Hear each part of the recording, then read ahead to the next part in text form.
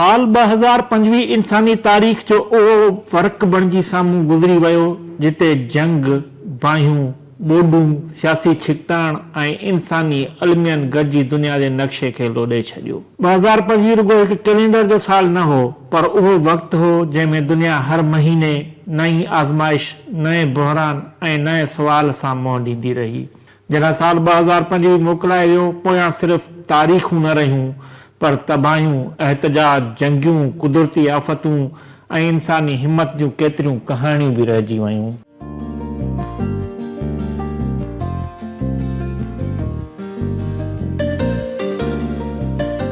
हिन साल पाक भारत जंग थी। कश्मीर में सयाहनि ते फायरिंग जे नतीजे में 2 दर्जन खनि सयाह मारिजी वञण बाद भारत बिना तस्दीक जे पाकिस्तान खे वाक़े में मुलविस करार ॾेई सेंतास मुआहिदो ख़त्म कयो।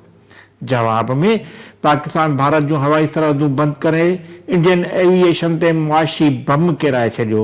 जल्द ई भारत वॾे पैमाने ते सिधी जंग शुरू करे छॾी। पाकिस्तान भारत जा 6 जदीद राफेल जहाज तबाह करे किराया। जंग बंदी बाद भारत आबी दहशतगर्दी कंदे पहिरियां पाणी बंदि कयो ऐं बाद में बिना इतला पाणी छॾे पंजाब खे ॿोड़े छॾियो। पाक भारत जंग बाद भारत में तारीख़ी जगह लाल किले में धमाके सबब 13 माण्हू मारिजी विया। भारत जी cricket team champion trophy 2025 Pakistan में खेॾण खां इनकार कयो, जंहिं बाद हाइब्रिड मॉडल तहत भारत मैचूं दुबई में खेॾियूं वयूं। पाकिस्तान जे army chief general Asim Munir खे फील्ड मार्शल जो उहिदो मिलियो ऐं संदसि मुद्दो वधायो वियो।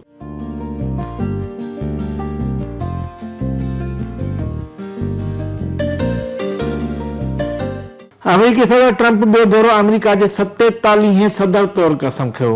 अॻूणे अमेरिकी सदर जिमी कार्टर जे 29 दिसंबर 2024 में वफ़ात सबब आख़िरी रस्मूं देर सां अदा थियण करे हलफ़ बरदारी जे दौरान अमरीकी वफ़ाक़ी कानूननि मुताबिक़ तारीख़ में पहिरियों भेरो झंडो झुकियल रहियो ऐं तारीख़ में पहिरियों दफ़ो हिकु सज़ा याफ़्ता सदर ट्रंप चूंडिजी वियो। जनवरी में पंहिंजी ॿिए सदारती दौर जी शुरूआत सां गॾु ई रिपब्लिकन सदर डोनाल्ड ट्रंप टेरफ जंग शुरू करण, मुल्क में प्रोटेक्शनिज़म पॉलिसी, मुल्क में गैर कानूनी रहंदड़नि जे वॾे अंग में मुल्क बदई ऐं वफ़ाक़ी हुकूमत जे केतिरनि ई खातनि जी ॿीहर जोड़ जग ते कमु शुरू कयो।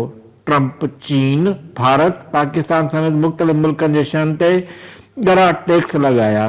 मुआशी मसइलनि ऐं मकानी चूंडनि में पार्टी जी हार संदसि पोज़ीशन खे कमज़ोर कयो।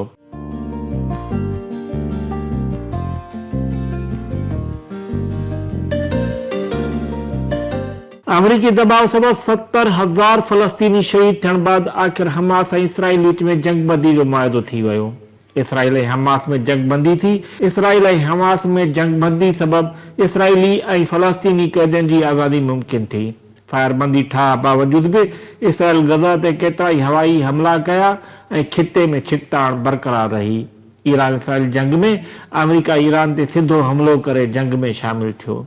वाशिंगटन अमरीकी साहिली इलाइक़े वेझो मंशा जी गैर कानूनी चुरपुर जे इल्ज़ाम में वेनेज़ुएला ते 20 हमला कया, जिन में केतिरा ई माण्हू मारिजी विया ऐं वेनेज़ुएला उनखे सदर निकोलस मादुरो जे इक़्तिदार ते असर विझण जी कोशिश करार ॾिनो। रूस जे 2022 में हमले बाद यूक्रेन में जारी जंग जे ख़ात्मे लाइ अमरीकी कोशिशूं कामयाब न थी सघियूं।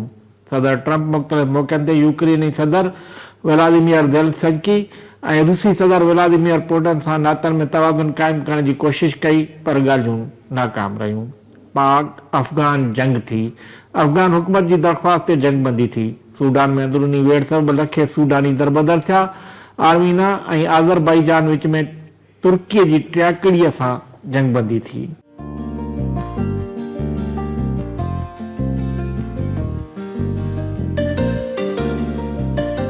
जनरेशन ज़ी जूं बग़ावतूं उरूज ते रहियूं, जे सबब इक़्तिदार जा तख़्ता ऊंधा थिया। 30 वरियनि खां घटि ॼमा रखंदड़नि एशिया, अफ्रीका ऐं लातीनी अमेरिका में मुआशरती सुधारनि ऐं बदउनवानियुनि ख़िलाफ़ एहतजाज कया। नेपाल ऐं मडगास्कर में हुकूमतूं मुस्तइफ़ी थियूं। कुझु मुल्कनि में मुज़ाहिरा सख़्तीअ सां दॿाया विया। गुज़िरियल साल इक़्तिदार विञाईंदड़ अॻूणी बंगाली वज़ीर आज़म शेख हसीना वाजिद खे अदालत मफ़रूर करार ॾियण सां गॾु मुख़्तलिफ़ केसनि में उमिरि क़ैद जूं सज़ाऊं ॿुधायूं। साल 2025 में आलमी तौर आर्टिफिशियल इंटेलिजेंस में तरक़ीअ ते नाणो लॻायो वियो ऐं चीन ऐं अमेरिका विच में भेट ज़ोरनि ते रही। टेक्नोलॉजी कंपनियुनि हथरादू ज़हानत ते लॻभॻि $1.5 खरब नाणो ख़र्च कयो। उन सां मार्केट में AI खे उरूज मिलियो, पर नाणे जे फहिलाउ, अफ़वाहुनि ऐं वॾे पैमाने ते नौकरियुनि में घटिताई जा शक बि साम्हूं आया। 8 मई ते 69 वरियनि जे ॼमार वारो अमरीकी शहरी फ्रांसिस प्रोस्ट ईसाइनि जो मज़हबी पेशवा पोप चूंडियो वियो। हुन ग़रीबनि, पनाह घुरंदड़नि, माहौलियाती बचाव ते ध्यानु ॾिनो ऐं औरतुनि खे ॾेकण बणाइण या हमजिन्स शादी खे मञण जे हवाले सां आर्ज़ी पाबंदियूं जारी रखियूं।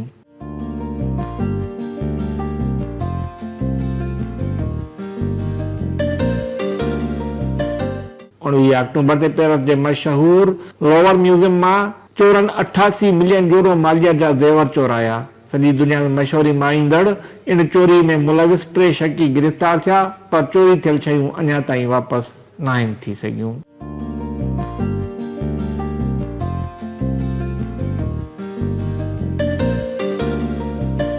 साल 2025 में शदीद मौसमियाती तब्दीलियुनि में वाध ॾिसण में आई। कैरेबियन ऐं फिलिपाइन में तूफ़ान, वियतनाम में ॿोॾ, यूरोप जे ॿेलनि में बाहि ऐं अमेरिका जे ग्रैंड कैनियन इलाइक़े में बाहि इंसानी जानियुनि ऐं मईशियत खे मुतासिर कयो। लॉस एंजलिस ॿेले में ख़ौफ़नाक बाहि सबबि हॉलीवुड अदाकारनि जा सवें घर सड़ी विया। साइंसदाननि मूजिबि इहो सभु मौसमी फेरघेर सबबु थियो।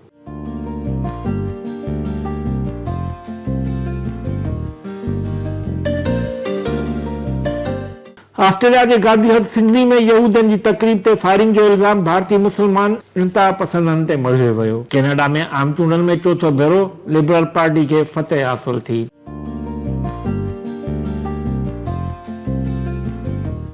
पाकिस्तान में PTI जे बानी ऐं साथियुनि खे अदालतुनि मां सज़ाउनि जो सिलसिलो जारी रहियो। मुल्की तारीख़ जे सभ खां वॾे कोर्ट मार्शल में अॻूणे इंटेलिजेंस सरबराह जनरल फैज़ खे 14 साल कैद जी सज़ा ॿुधाई वई। PIA जो विक्रो थियो। BNP मेंगल ग्रुप जे अॻवान अख्तर मेंगल जे काफ़िले में बम धमाको थियो। बलोच अॻवान बारंग बलोच 78 ॾींहं इस्लामाबाद में एहतजाज कयो ऐं बलोच गुम कयल माण्हुनि जी तहरीक जो अॻवान मामा कदीर बलोच वफ़ात करे वियो। बलोचिस्तान में जाफर एक्सप्रेस में 600 मुसाफ़िर यरगुमाल थिया, जेकी ऑपरेशन बाद आज़ाद कराया विया। ख़ौफ़दार स्कूल वैन ते हमले में शागिर्द शहीद थिया।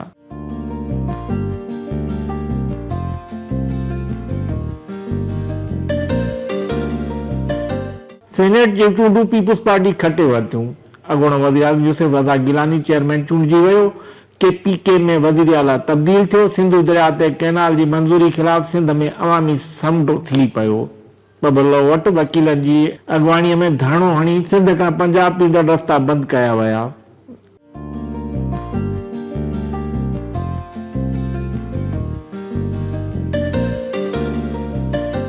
मोरो में कैनालनि ख़िलाफ़ जुलूस दौरान इरफान लगारी, ज़ाहिर लगारी शहीद थिया। पुलिस लाश खणी पाण दफ़न कराए छॾिया। कराची जे इलाइक़े लगारी में पुराणी 5 माड़ इमारत किरण सबबि 27 माण्हू मरी विया। सवात में तफ़रीह दौरान सवात नदी किनारे ते हिकु ख़ानदान मज़ा माणण दौरान अचानक आयल जाबरू पाणी जी लहर सबबि वकिरे में लुड़ी वञण जो दर्दनाक वाक़ियो पिणु हिन ई साल पेश आयो।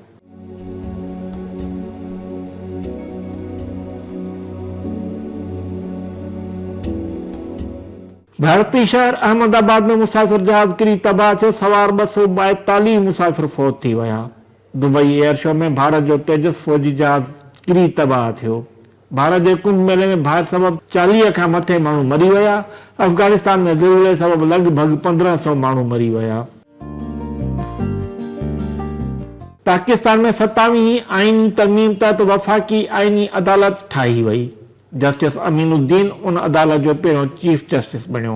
सुप्रीम कोर्ट में ज़ेर अल्तवा 55,000 केसनि मां 25,000 केस आईनी अदालत मुंतकिल थिया। उन्हनि केसनि में को न को आईनी नुक़्तो शामिल हो। 27 जून ते सुप्रीम कोर्ट जी आईनी बेंच 5 जी भेट में 7 जी अक्सरियत सां मख़सूस सीटुनि मुतालिक़ नज़रसानी दरख़्वास्त मंज़ूर कंदे मुख़्तसिर फ़ैसिले में 12 जुलाई वारो फ़ैसिलो कलअदम करार ॾेई छॾियो ऐं सुन्नी इत्तेहाद काउंसिल खे मख़सूस सीटूं न ॾियण वारो पेशावर हाई कोर्ट जो फ़ैसिलो बरक़रार रखियो वियो। सुप्रीम कोर्ट ऑफ पाकिस्तान 7 मई ते फ़ौजी अदालतुनि में सिविलियन ट्रायल बाबति आर्मी एक्ट जे शिकनि खे बहाल कंदे आम शहरनि जा केस फ़ौजी अदालत में हलाइण खे सही करार ॾिनो।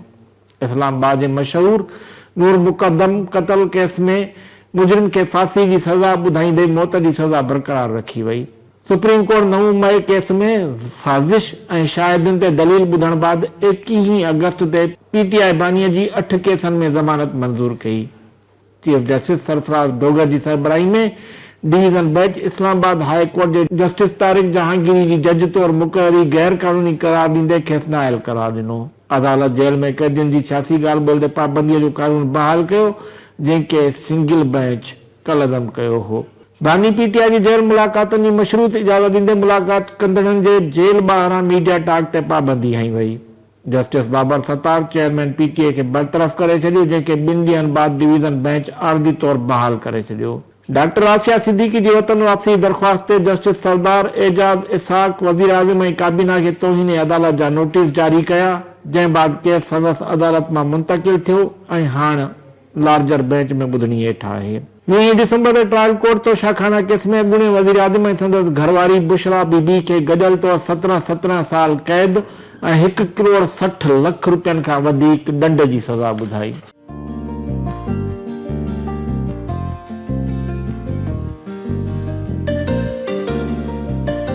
सिंध जे क़ौमी शाइर आकाश इंसारी जो घर मां सड़ियल लाश मिलियो।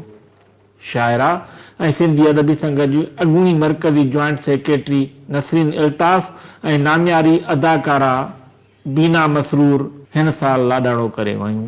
पीपल्स पार्टी सां लाॻापियल सियासतदान नवाब यूसुफ टालपुर ऐं आगा सिराज दुरानी बि लाॾाणो करे विया। सिंध जे पाणीअ जो केस विढ़ंदड़ माहिर इदरीस राजपूत बि वफ़ात करे वियो। जगमशहूर मुआशी माहिर अॻूणी स्टेट बैंक जी अॻूणी ऐं पहिरीं औरत गवर्नर शमशाद अख्तर बि हिन साल मोकिलायो। बांग्लादेश जी पहिरीं ख़ातून अवल इस्लामी दुनिया जी ॿी औरत वज़ीर आज़म ख़ालिदा ज़िया बि हिन ई साल फ़ौत थी। शिकारपुर में क़बीलाई दहशतगर्दी कंदे जंज ते हमिलो करे घोट समेत 3 ॼणनि खे क़त्ल कयो वियो।